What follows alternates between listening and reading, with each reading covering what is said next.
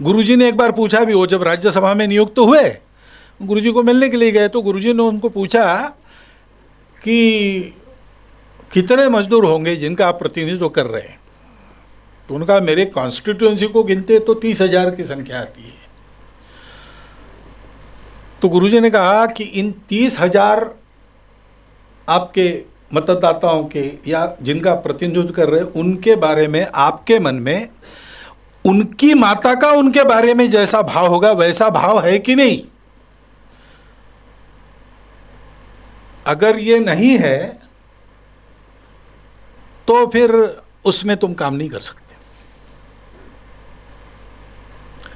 दत्तोपंत जी ने स्वयं कहा है कि मैंने प्रामाणिकता से उत्तर दिया कि ऐसा मैं नहीं कह सकता, लेकिन बाकी उन्होंने बताया नहीं, लेकिन हमने देखा है कि उसका चिंतन करते हुए ऐसा भाव अपने मन में सदैव जागृत रहे, ये तपस्या उन्होंने की।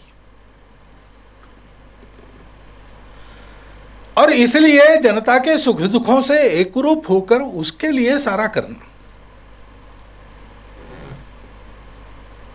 अब ऐसा जो सामाजिक राजनीतिक सब क्षेत्रों में और समाज को ले जाने वाले लोग रहते हैं, उनमें ये आत्मीयता है क्या? कोई प्रतिक्रिया नहीं थी, कोई विरोध नहीं था, स्वार्थ वगैरह तो बातें बिल्कुल ही नहीं थी, उसके बारे में कोई बोलना ही नहीं चाहिए।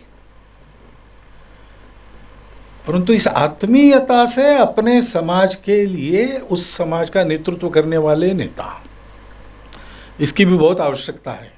संक्रमण काल है, उत्थान काल है देश का, और सारे विश्व को हमारे द्वारा पथ प्रदर्शन होने की आवश्यकता ध्यान में आ रही है। हम वैसे ऊंचे उठे तो ले जाने वालों के मन में ये आत्मीयता चाहिए। कितना परिश्रम उसके चलते, यानी जो नियत दिन के कार्यक्रम थे 10 साढ़े 10 बजे समाप्त होने के बाद फिर उनका संपर्क शुरू होता था।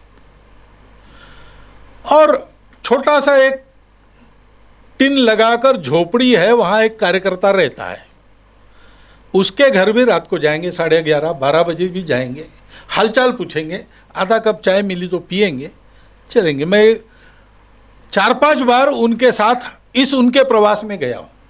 दिन भर व्यस्त कार्यक्रम रहा है, वास्तव में विश्राम की आवश्यकता है, लेकिन स्कूटर लेके उनके साथ जा रहा हूँ। 1:30-2 बजे वापस आएंगे, 4 बजे फिर से वो तैयार है।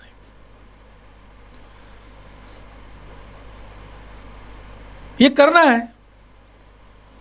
एक बार साउथ अफ्रीका उनका प्रवास तय था, बीच में उनका स्वास्थ्य बहुत बिगड़ गया, तो अचानक उनकी एक शल्य क्रिया करनी पड़ी वर्धा में। तो वहाँ से वो ठीक हुए थे नहीं हुए थे पता नहीं, लेकिन थोड़े ही दिनों में वो निकल आए और वहाँ पहुँच गए। वहाँ के कार्यकर्ता ने मुझे बताया, अब ये कहीं प्रकाशित नहीं है, और उसने मुझे बताया, वो है अभी भी, उसने मुझे बताया कि मैं एयरपोर्ट से उनको लाने गया तो एस्केलेटर से वो नीचे आए, मैं लेके चलने लगा तो बैग देने के लिए उन्होंने हाथ ऐसा किया, तो मैंने देखा कि यहाँ कोई लाल धब्बा है, तो मैंने ध्यान में रखा, उस समय कुछ नहीं कहा। घर पहुँचते ही मैंने कहा, दत्तोपंत जी वो जरा कुछ हुआ है देखिए। तो बोले नहीं, वो जो शल्य क्रिया हुई थी यहाँ पर, उसका घाव था, वो शायद वो खुल गया है।